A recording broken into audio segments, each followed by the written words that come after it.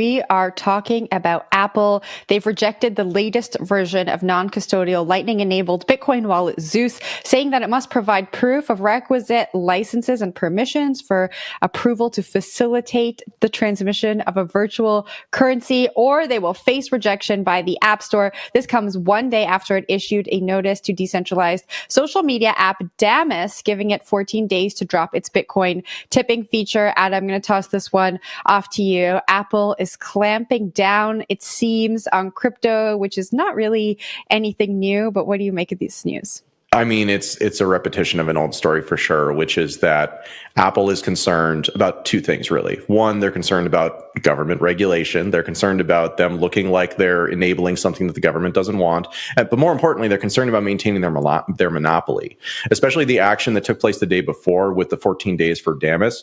That was basically, so Damus is a content application where you can send tips to someone, and you can do it over the Lightning Network, which means it bypasses Apple's kind of closed garden monopoly on the kind of app store with the 30% that they take. But it's not actually used for purchases under normal circumstances. Apple's concern was that it could be used for purchases under some circumstances that don't appear to be the case right now.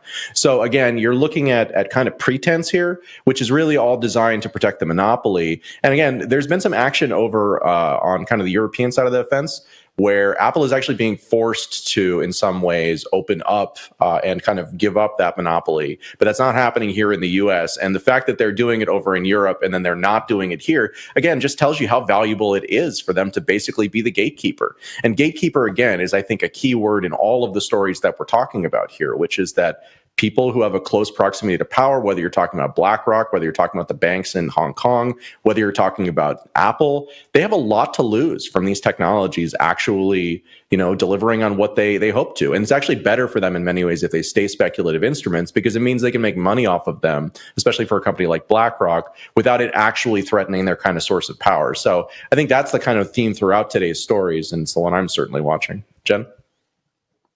I'm going to toss it off to Zach. What do you think, Zach? Yeah, different day, same story, right? Apple's still very hesitant about this whole crypto stuff. Remember like everyone was all bullish because like the Bitcoin white paper was secretly hidden in Macs everywhere, and they're like, "Oh, Apple!" I was excited about that. That was me. Now. Zach's doing an impression of me. No, they hate us.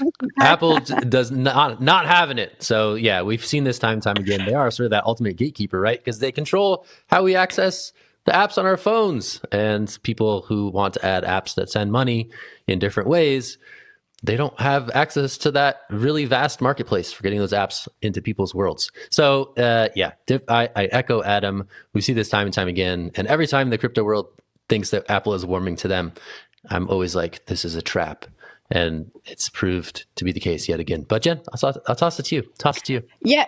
I point to recent news. We recently heard Apple said they were going to tax in-app NFT purchases at I think something like 30%. And this was like not a surprise to anyone in the industry, right? Like Apple is known for this really kind of extractive business model, but they have like a grip on us, right? We talk so much about how are we going to get users to these decentralized apps? How are we going to pull them away from these really convenient ecosystems that the Web2 players have created? And I'm not sure how we do that, right?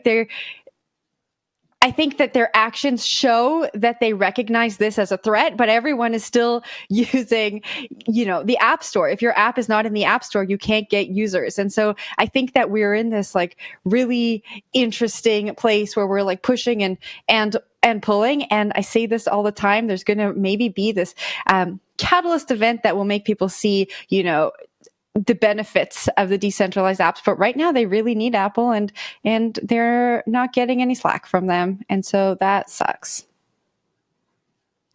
Well.